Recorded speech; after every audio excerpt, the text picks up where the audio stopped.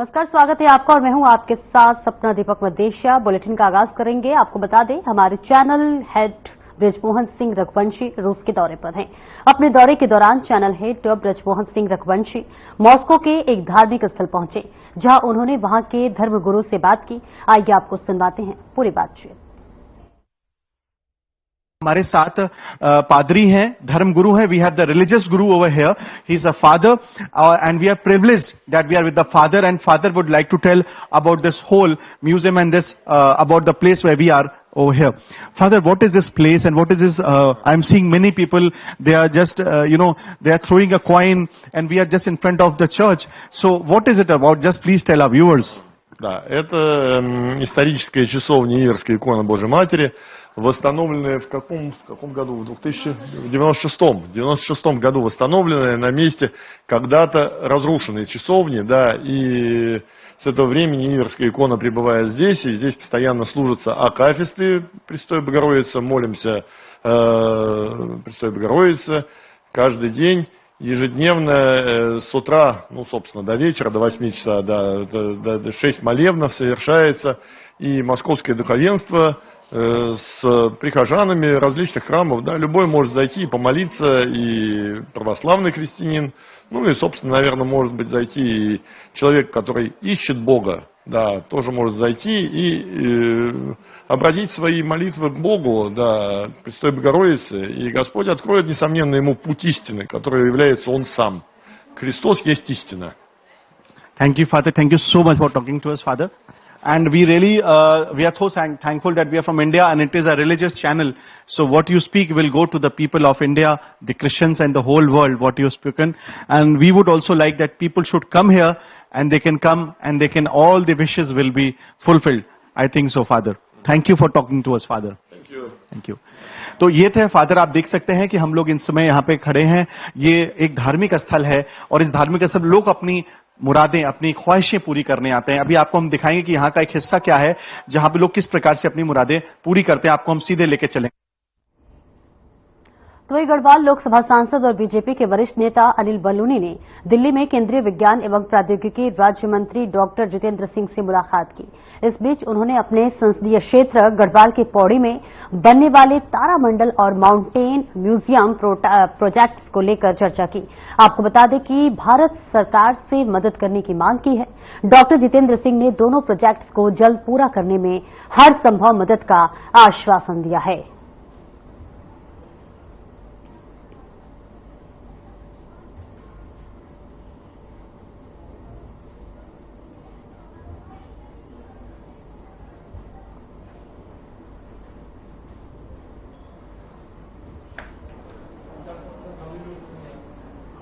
तो वही channel head Brajmohan Singh Raghuvanshi ने मॉस्को के म्यूजियम के बारे में बताया।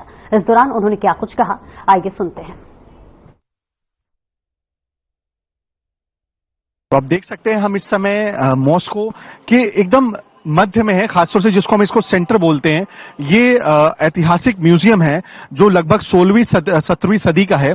आप देखिए ये पूरा बेहतरीन, मैं चाहूंगा कि एक बार इसको पूरा दिखाएं किस प्रकार से ये इतना खूबसूरत और कितना पौराणिक है ये।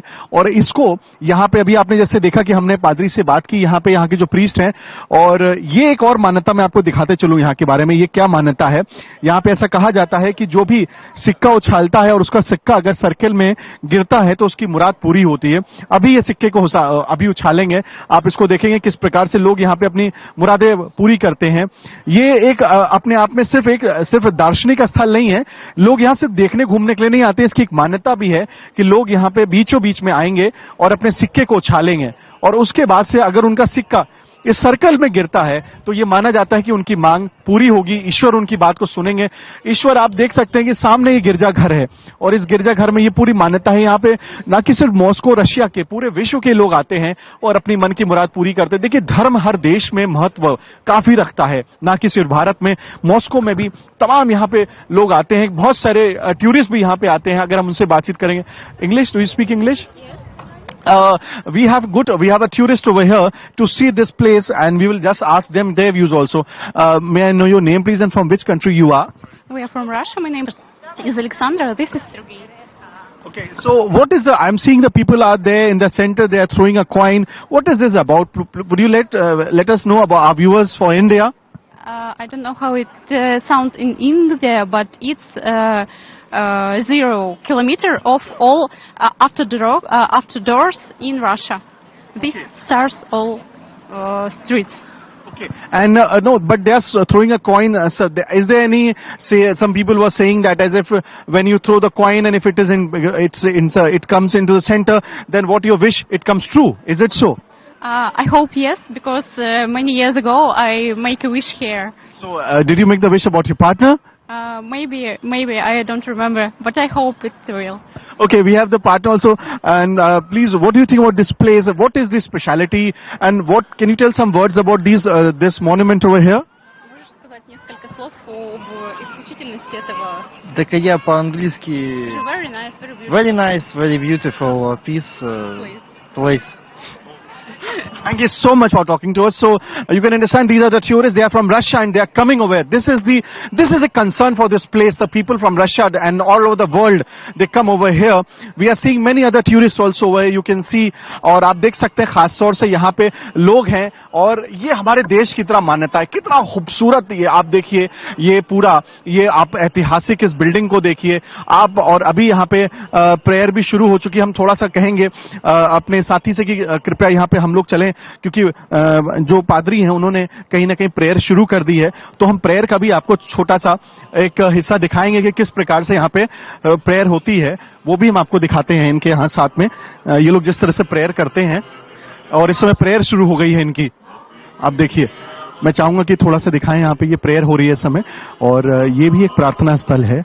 और क्योंकि हम धीरे में बात कर रहे हैं प्रार्थना पूरी स्थल हो चुकी है और यहाँ पे ये लोग पूरी प्रार्थना करते हैं. और जैसे आप जानते हैं कि धर्म की अपनी अलग ही भूमिका है धर्म के प्रति लोगों की. और हम क्योंकि ये एक धार्मिक स्थल है तो हम बहुत देर तक यहाँ नहीं रुकना चाहेंगे. हमने आपको विजुअल्स दिखा दिए क्योंकि प्रार्थना चल रही है अंदर. बहुत सारे लोग वो पीछे से भी हैं यहाँ पे जो आना चाहते हैं. तो अब देखिए क्योंकि हम लोग अभी बाहर हैं और हो सकता है कुछ इनके नियम ऐसे हो जिसमें हमें जाना उचित नहीं होगा. ऐसी और दृश्यों को हम आपके सामने लेके चलेंगे इस सेकंड अपने एपिसोड के बाद.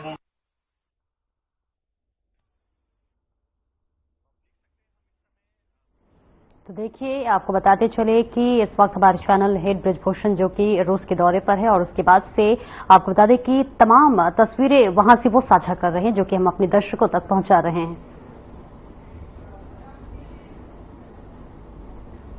और आगे बढ़ते हैं जहां पर आपको बताते चले कि लोकसभा स्पीकर ओम बिरला इस वक्त रूस के दौरे पर है जहां उन्होंने ताजिकिस्तान के संसद के अध्यक्ष जोकिर जोदा महमद तोहीर जोहिद से मुलाकात की है, भेंट की और जिन्होंने स्पीकर ओम बिरला को पुनः लोकसभा अध्यक्ष निर्वाचित होने पर बहुत बहुत शुभकामनाएं दी हैं.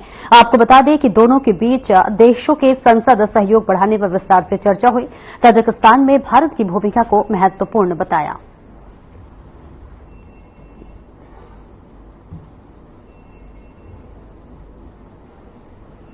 तो आपको बताते चले लोकसभा स्पीकर जो है ओम बिरला इस वक्त रूस के दौरे पर हैं और जहां उन्होंने देखिए रूस के दौरे पर ताजिकिस्तान के संसद के अध्यक्ष से मुलाकात की भेंट की. आपको बताते चले ताजिकिस्तान के संसद अध्यक्ष जोकिर जोदा महमद तोहीर से उन्होंने मुलाकात की है. और आपको बताते चले कि स्पीकर बनने पर जो है जो संसद के अध्यक्ष हैं उन्होंने उनको बहुत शुभकामनाएं दी है और इसी के साथ दोनों के बीच देशों के संसद सहयोग बढ़ाने पर खासतौर से चर्चा की गई, बातचीत की गई. तो वहीं ताजिकिस्तान में भारत की भूमिका को महत्वपूर्ण बताया है. आगे बढ़ते हैं. उत्तर प्रदेश आम महोत्सव का शुभारंभ किया गया और इस महोत्सव का शुभारंभ मुख्यमंत्री योगी आदित्यनाथ ने किया है. प्रदेश के आम महोत्सव 2024 के शुभारंभ कार्यक्रम में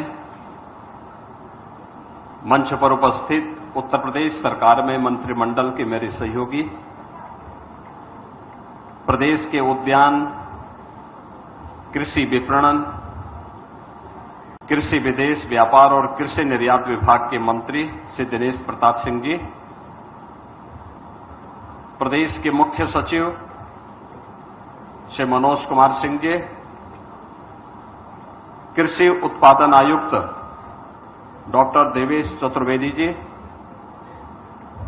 अपर मुख्य सचिव उद्यान एवं खाद्य प्रसंस्करण श्री पीएल मीना जी,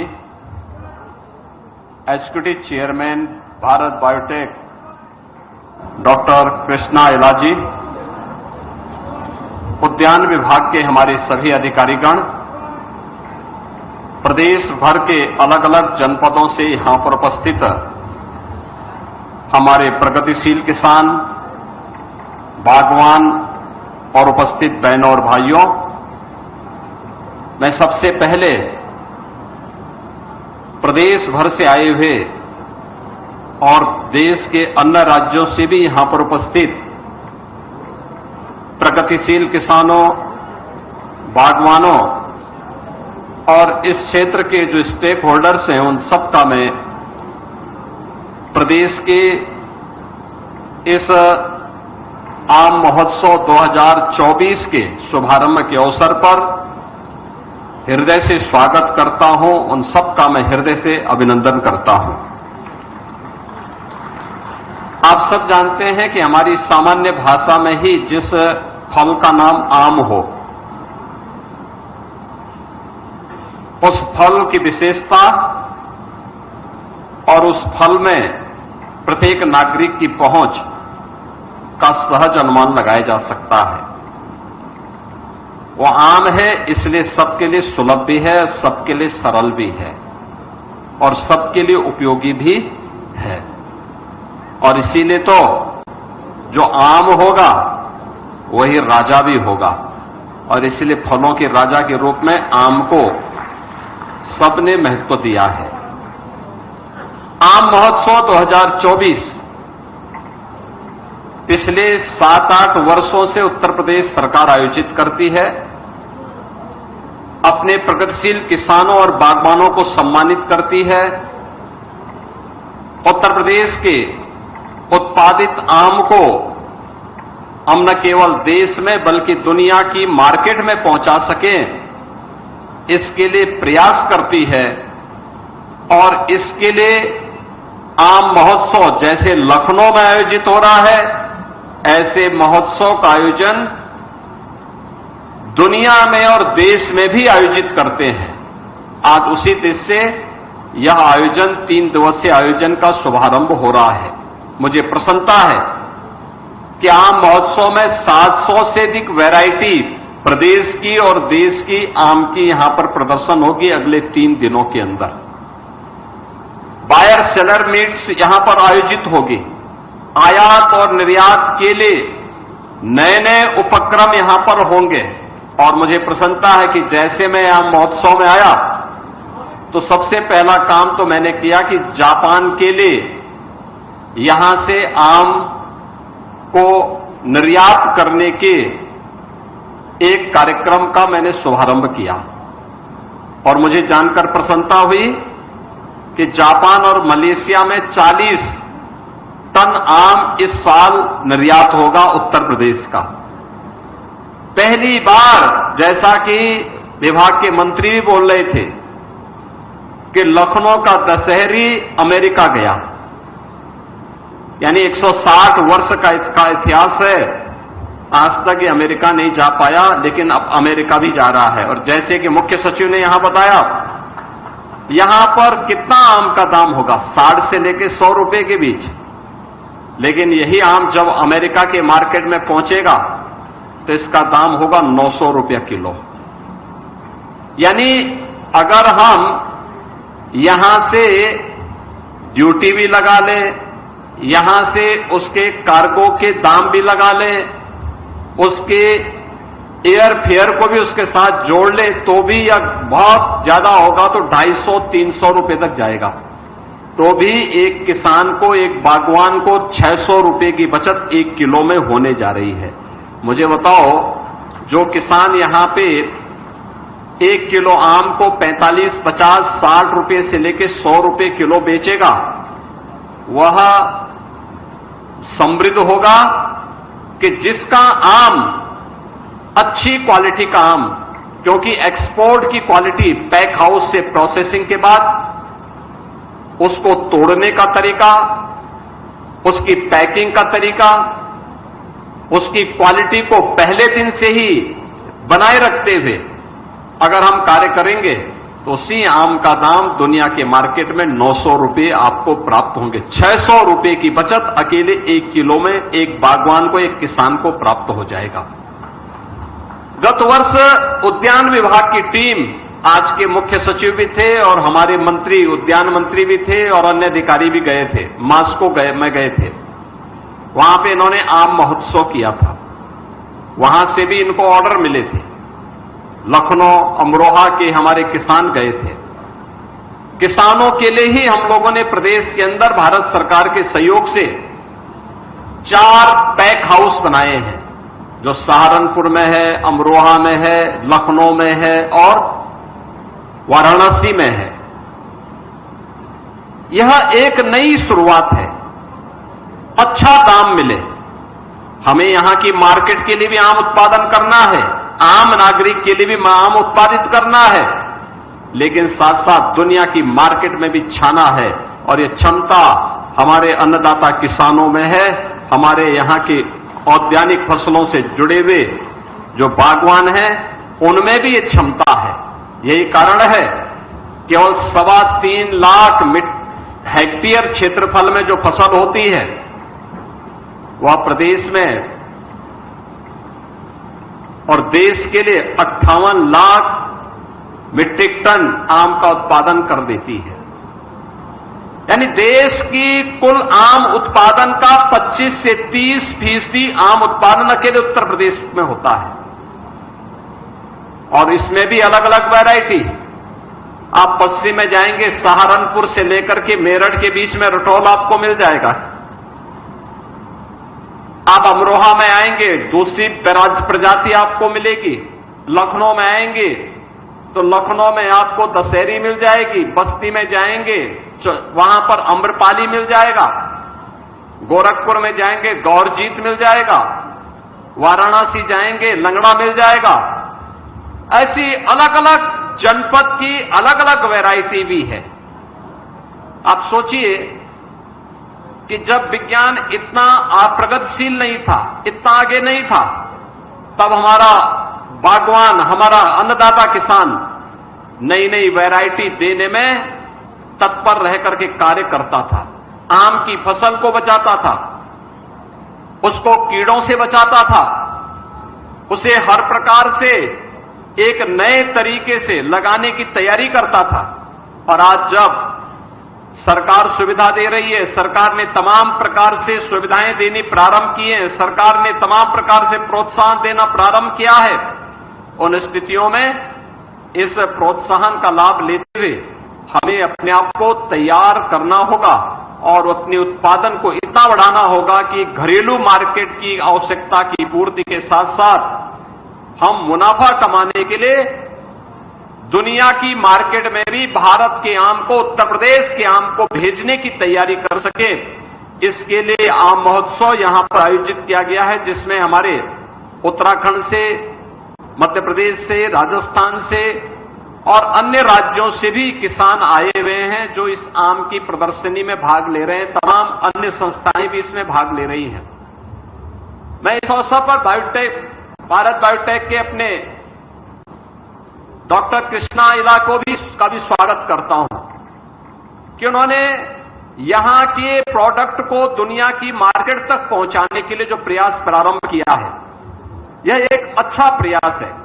और सचमुच यह प्रयास ये बताता है कि सरकार, स्टेक होल्डर और किसान तीनों मिलकर के अगर कार्य करना प्रारंभ कर लें तो किसान की आमदनी को मोदी जी के, प्रधानमंत्री मोदी जी की भावनाओं के अनुरूप दोगुने से अधिक करने में हमें सफलता प्राप्त हो जाएगी।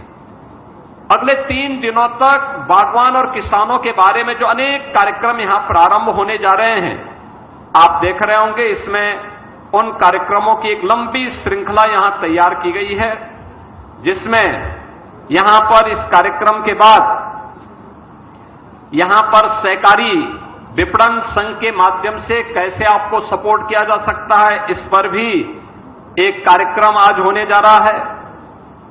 बायर सेलर मीट के माध्यम से भी इसके विपणन और निर्यात की संभावना के विषय पे में भी आपको जानकारी दी जाएगी। इसके अलावा प्रदेश के द्वारा आम के विपणन हेतु दी जा रही सुविधाओं के बारे में भी यहां पर जानकारी दी जाएगी। निर्यात प्रोत्साहन के बारे में जो उसके स्टैंडर्ड हैं, जो उसके मानक हैं, इसकी जानकारी आपको उपलब्ध करवाई जाएगी। आम की सुरक्षित तुड़ाई एवं पोस्ट हार्वेस्ट मैनेजमेंट तकनीक पर भी यहां पर चर्चा होने जा रही है। इसके अलावा प्रगतिशील आम और उत्पादकों द्वारा गुणवत्ता युक्त आम उत्पादन के संबंध में भी यहां पर जानकारी दी जाएगी और साथ साथ आम निर्यातकों और आम उत्पादकों के मध्य भी आपस में चर्चा परिचर्चा के माध्यम से इसके बारे में समस्याओं के समाधान का भी कार्य यहां पर होगा। कल के जो कार्यक्रम है आम के सस्य क्रियाएं और पोषण प्रबंधन के बारे में, आम के प्रमुख कीट एवं व्याधियों के प्रबंधन के बारे में, आम की उत्पाद विविधता और मूल्य संवर्धन एवं निर्यात से संबंधित चर्चा यहां पर होनी है।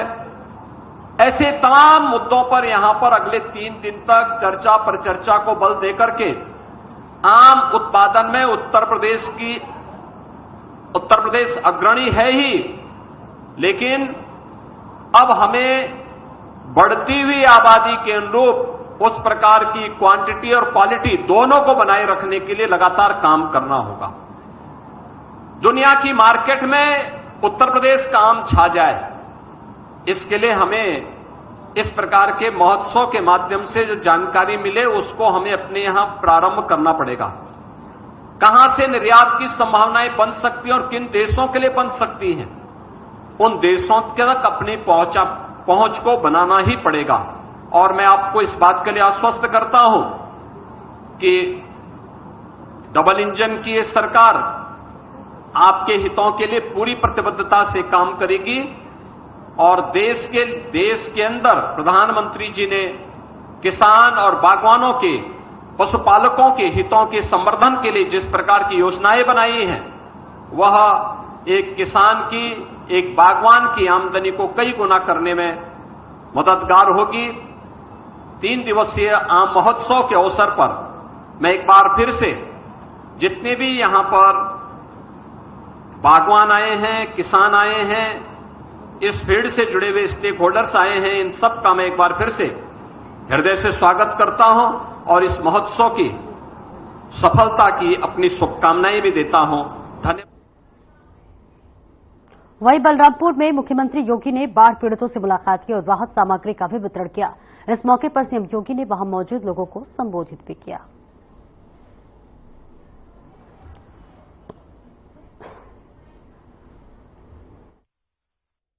जनपद बलरामपुर में बाढ़ बचाव और राहत कार्यों के निरीक्षण कार्यक्रम में आज मेरे साथ में यहां पर उपस्थित प्रभावित गांवों के सभी बाढ़ पीड़ित और उपस्थित बहनों और भाइयों, आप सब जानते हैं कि 6 और 7 जुलाई को नेपाल और उत्तराखंड में भीषण अतिवृष्टि के कारण प्रदेश के 12 जिले बाढ़ से प्रभावित हुए हैं। 15 से लेकर 17 लाख की आबादी इन 12 जनपदों में प्रभावित हुई है और जिसमें पीलीभीत, लखीमपुर खीरी, श्रावस्ती, बलरामपुर, बाराबंकी, शाहजहांपुर से लेकर के पूर्वी उत्तर प्रदेश के अन्य जनपद भी इस बाढ़ से असमय प्रभावित हुए हैं। हम सब ने बाढ़ बचाव के उपाय समय से प्रारंभ किए थे और अक्सर बाढ़ इन क्षेत्रों में अगस्त के अंतिम सप्ताह में या सितंबर में आती थी। गत वर्ष अक्टूबर माह में भी बाढ़ देखी गई थी, लेकिन इस बार बाढ़ जुलाई प्रथम सप्ताह में ही आई अचानक में आई बाढ़ के कारण फसलों को व्यापक नुकसान हुआ, अन्य प्रकार से आम जनजीवन भी प्रभावित हुआ। लेकिन सभी विभाग पहले से ही इसके लिए अलर्ट भी थे। अभी मैं श्रावस्ती से आया हूं, कैसे 11 लोगों को जो नदी के बीच में फंस गए थे, अचानक बाढ़ के कारण रात्रि में रेस्क्यू करके उन्हें पीएसी की फ्लड यूनिट ने वहां से सुरक्षित बाहर निकालने में सफलता प्राप्त की। ऐसे ही अन्य जगहों पर भी।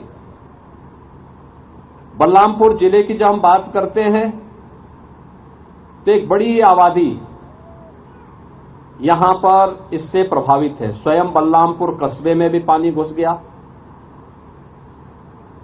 लगभग 4 से 5 दर्जन गांव ऐसे हैं जो बाढ़ से प्रभावित हैं। आवागमन बहुत सारे गांवों का बंद सा हो गया, मुख्य मार्ग बाधित हो गए, जनजीवन प्रभावित हुआ। सरकार ने पहले से ही प्रशासन को इसके बारे में निर्देशित किया था कि पहले से ही हम नौकाओं की व्यवस्था करके रखें, जो प्रभावित परिवार हों जिनके घर के अंदर पानी घुस जाए उनको फूड पैकेट उपलब्ध करवाएं, राहत पैकेट भी उन्हें उपलब्ध करवाने की व्यवस्था करें और साथ साथ अन्य सामग्री जो भी एक घर के लिए आवश्यक है वह सभी करने के साथ साथ मेडिकल की व्यवस्था भी, क्योंकि बरसात के समय तमाम ऐसी बीमारियां होती हैं जो स्किन से संबंधित होती हैं, जल जनित होती हैं और पानी निकलने के बाद भी मच्छर आदि के प्रकोप के कारण कुछ बीमारियां होने की संभावना होती है। इन सब की सावधानी हमें प्रारंभ से ही करनी होगी। बाढ़ के अंदर पानी भरने के कारण सांप के काटने, बिच्छू के काटने और अन्य जंगली जानवरों के साथ साथ कुत्तों के काटने की शिकायतें भी सामने आती हैं। तो इसके लिए एंटी स्नेक वेनम और एंटी रेबीज के वैक्सीन भी जगह जगह। और इस बुलेटिन में इतना ही। खबरों का सिलसिला आगे भी जारी रहेगा। नमस्कार।